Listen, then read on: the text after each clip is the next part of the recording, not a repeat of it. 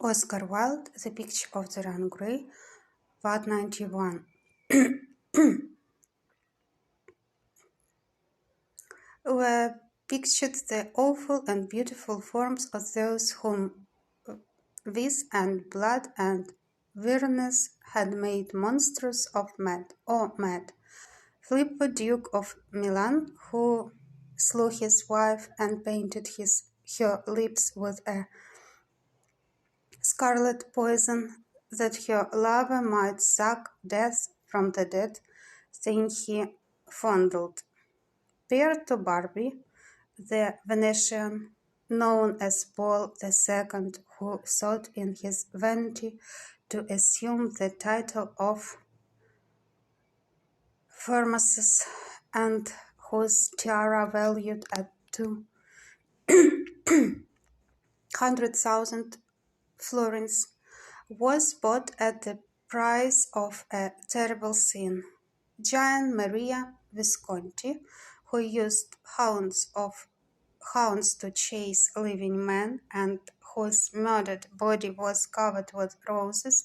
by a harlot who had loved him. The Borgia on his white horse, with a fratricide riding beside him, and his mantle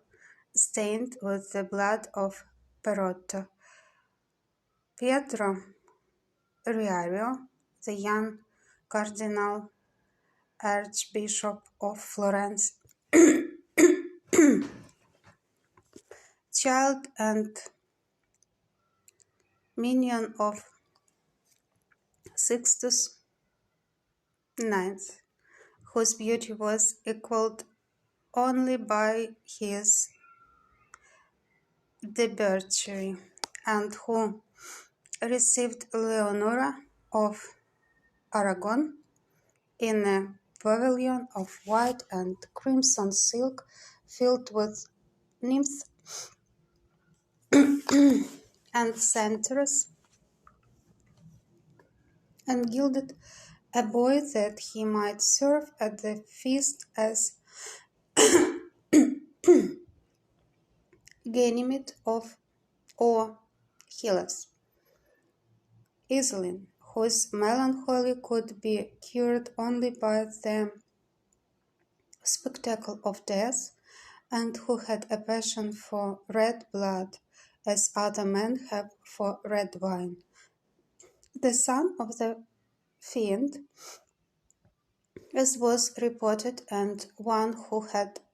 cheated his father at dice when gambling with him for his own soul. Giambattista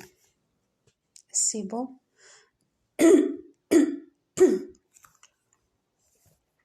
who in mockery took the name of Innocent, and into whose torpid veins the blood of 3 lads was infused by a Jewish doctor.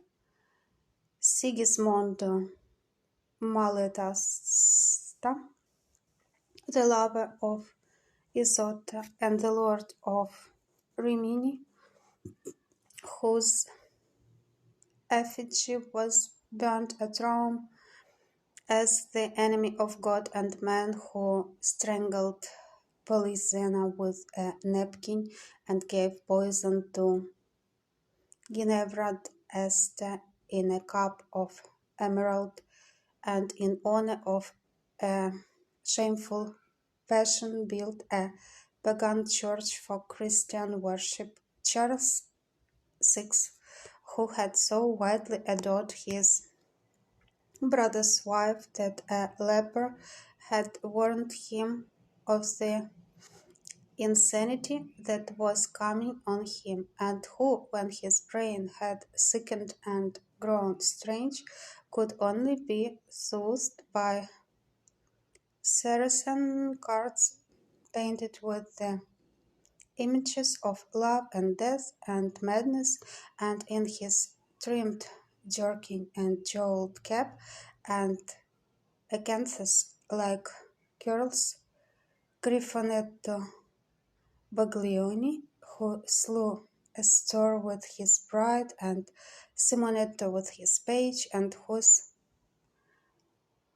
comeliness was such that, as he lay dying in the yellow piazza of Perugia, those who had hated him could not choose but weep, and Atlanta, who had cursed him, blessed him.